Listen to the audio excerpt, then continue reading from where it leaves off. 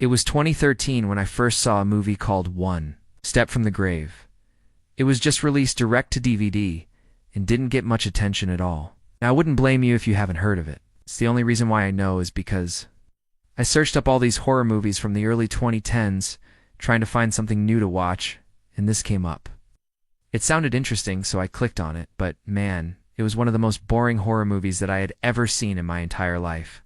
But then after I watched it, I read the description on the back of the DVD cover, and it said, based on the novel by Dean Koontz. And for those who don't know, Dean Koontz is one of my favorite authors, so I decided to read the book, and holy crap, what a difference. But that movie was absolutely horrible and butchered the story and characters. I will say, though, that I did enjoy the ending they came up with. But other than that, it's one of those cases where the book is great, but the movie sucks. So in today's video, we're going to talk about the book One Step from the Grave by Dean Koontz. Let's get into it. The story follows David Ashworth, who after his mother, Steph, leaves his job in San Francisco and returns to his hometown of Havenwood in Maine, which is where his mother grew up. He hasn't been back in 15 years, and while he was gone, the town was pretty much abandoned. It became a ghost town. While driving through, he sees a sign saying Population 14. When he gets out of his car, there's barely anyone around, and those who are outside look very suspicious. There's even a sign warning visitors to leave, or else they'll be shot on sight. He finds his mom's old house, which is now being used as a storage facility, and goes inside to see if anything is left behind. He does find some things, but is confronted by an old, overweight woman named Maggie. She says she owns the place now, and accuses him of trespassing. Then, out of nowhere, two men burst through the door with guns.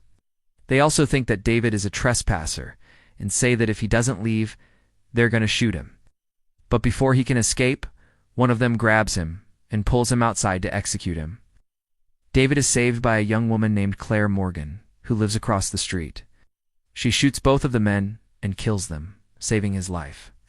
She explains that this town isn't safe and warns him not to stay here.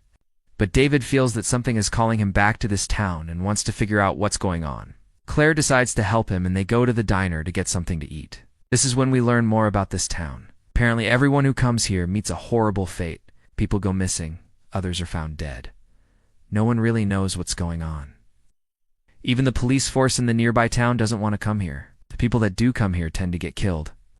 As David and Claire are eating, they're being watched by this mysterious woman named Audrey. She works at the general store in town and seems to be a bit unhinged. Later on, David finds out that she has a twin sister named Vivian, who's been missing for a while now. Audrey believes that her sister was taken away by the entity that's haunting this town. We then meet Father Callahan, the priest who runs the church in town. He gives David the history of Havenwood. Back in 1936, a man named Jed Morgan built this town so he could live with his daughter Claire, who was born blind.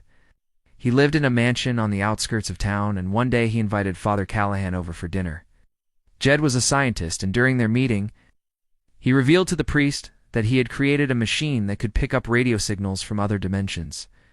He then brought out his invention and activated it, causing the world to implode. Their conversation caused the worlds to collapse, releasing evil forces that killed Jed and his daughter. Whoever, or whatever it was, it still remains trapped inside the house, and is somehow taking control over the minds of everyone in town. Callahan tells David that he must destroy the machine to stop whatever is going on. Meanwhile, Audrey continues to stalk David, wanting him to help her find her sister. Things start to get weird when he goes to his mom's house and finds her sitting there.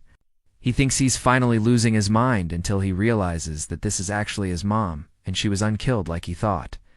It turns out that when he was 5 years old, his dad left him and his mom. She was pregnant with his little brother, and soon after, she miscarried.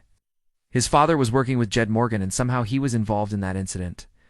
Whatever happened in 1936, when David was 10, his mom found out that David knew more than he was letting on, and she killed him. She then buried his body in the basement of the house and pretended that he ran away. After being dead for 15 years, he begins to rise from the grave and seeks revenge on his mom. Meanwhile, Claire and Audrey are searching the house for clues.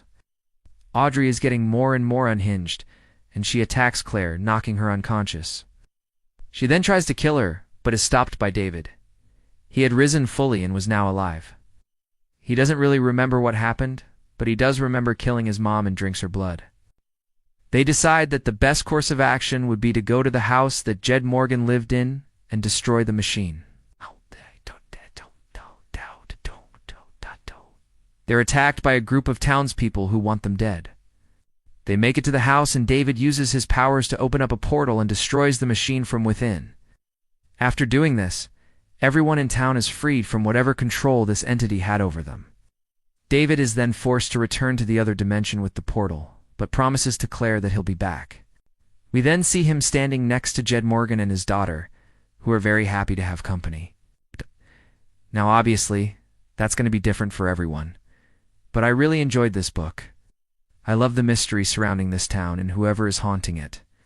Also, I love how the book starts off with David not knowing anything about this place and slowly reveals everything to us as he learns about it. It's a great setup and keeps us just as clueless as him. And then once we find out that it's actually his mom all along, it's such a shock. And I know we've heard that before, that the villain is someone you wouldn't expect, but in this case, it really is a surprise. Plus, after all that build-up with the ghost town and everyone being afraid to go there, it's nice to see that it's not some random force of evil, but instead it's a human. Also, I feel like this book does a good job of showing how religion can sometimes be used as a tool for evil. You know, Father Callahan, he was supposed to be a man of God, yet he helped Jed Morgan perform whatever ritual he did. He knew that whatever he was helping him with was evil, yet he did nothing to stop him. I thought that was a great addition to the story. I will say the ending kind of left me unsatisfied. It's like, okay, David opens the portal and goes back into whatever dimension he came from, but like, what happens now? What happens to Claire? What happens to Havenwood? What happens to David?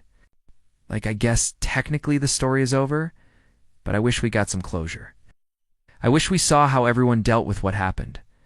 For example, what happened to Audrey? Was she charged with anything? What about the townspeople who tried to kill David? Were they punished? I don't know. I just feel like there were so many questions left unanswered, and it felt a bit incomplete. But other than that, I thought this was a fun little horror story. If you guys enjoyed this video, then please hit the like button and consider subscribing. If you have a free time and a good idea for a video, then comment it down below. We'll see you guys next time. Bye.